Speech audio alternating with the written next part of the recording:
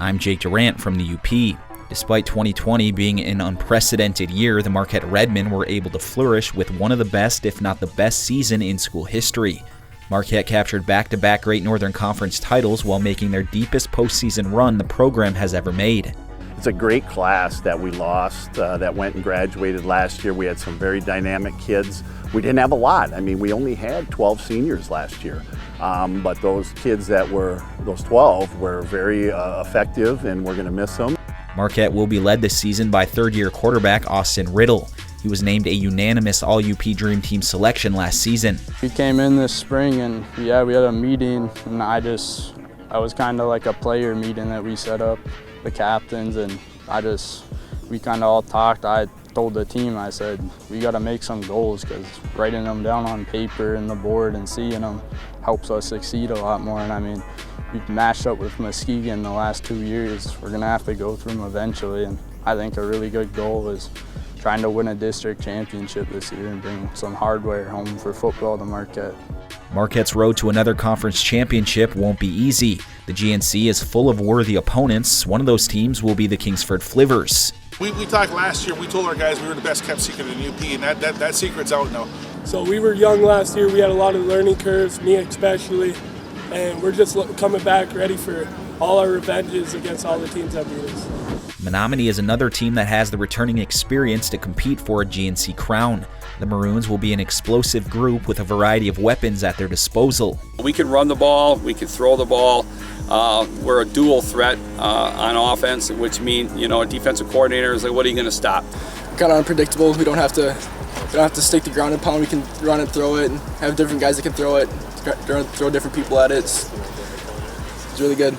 I try to have a 5-20 rule. I want at least 5 guys to carry 20% of the offensive load. That way you can't just key on one guy. Stop Ian Belial, okay. Stop Caden Calcari, okay. Stop Cooper Conway, Brady Schultz.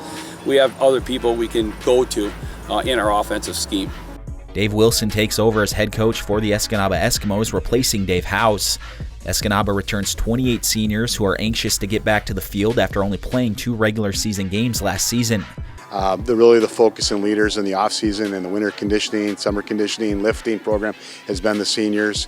Just looking for them to enjoy it, being out here, and just for them to take that leadership role and to take this team where it needs to go. My thing has always been, as a football coach, to try to be a very disciplined, tough football team, also to play with high energy, and just to come out here and embrace the moment every single day and enjoy every second of the season, practices, games, going back to school, and just having a normal year.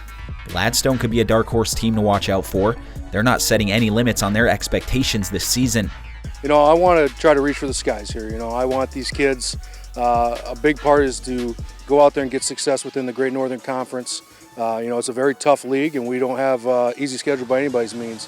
Probably got one of the tougher schedules in the state. So get these guys this confidence and really build on it, and really come together as a team to make it a really special thing for these kids. In the Westpac Conference, the Negaunee Miners were not only conference champions last season, they were able to win a district title as well. They'll stick to script this season. We're going to be young, but we're going to continue doing what we do best, and we're not going to change a whole lot. We're going to stick with our what's worked for over the years for us, and just get good at what we do. Iron Mountain season came to a sudden, heartbreaking halt in the regional finals against Johannesburg-Lewiston, capping off a 2020 season full of adversity. First off, it's great to be back on the field. Great to be back here practicing with a good group of guys. We lost a lot of guys from last year, lost 9 quality seniors that all played on both sides of the ball, so we got some holes to fill. At Iron Mountain, it's not going to change this year. We want to give everyone a chance to make a play, and hopefully give ourselves a chance to be successful on game night. Westwood head coach Scott Sergila is entering his 22nd year of coaching this season. In his 2+ decades on the sidelines, 2020 may have been the most challenging year to date. We started, we stopped. They literally told us, you're going to be practicing and we don't know if you're playing or not. And it's hard to motivate kids when it comes to that. And not only our kids, but I thought all kids across the state of Michigan did a good job with that. The Patriots have around 19 to 20 players on their roster this season, and although it's heavily senior-laden, Sergila says inexperience will be a factor early on. Those seniors only played 3 regular season games last year and had a playoff game, and weren't tested in my opinion. And on either way, on either side of it. We weren't tested during the regular season, and we got blown out by Menomonie. So there was no real battles there. And you know, I want to see how we're going to be when it comes crunch time in the fourth quarter, and you know, it's a tie ball game where we're down a score, and you know, we know that we got to get better at that. Cody Coogler takes over as the head coach for the Ishpeming Hematites. Coogler has deep ties to the Hematites program. He was a part of the 2012 state title team under Jeff Olson. The Hematites returned this year after missing all of last season due to COVID-19. Goals as a coaching staff is to be competitive just like all the prior Ishpeming teams. This group of kids has the knowledge. They know what is expected of them, but we're right back in it, and we're gonna try to get every win we can and be as competitive as possible. In 8-player football, the team to watch out for will be the reigning Division II state champions, North Central Jets. They have first-team All-State quarterback Luke Gorzinski back. He should put up gaudy numbers once again, with weapons like Wyatt Rabb and Alex Nazer returning as well. It's going to be good. We have a lot of kids this year who didn't get the opportunity to get the playing time they should have because they had people in front of them. A lot of people are going to step up this year and do great things.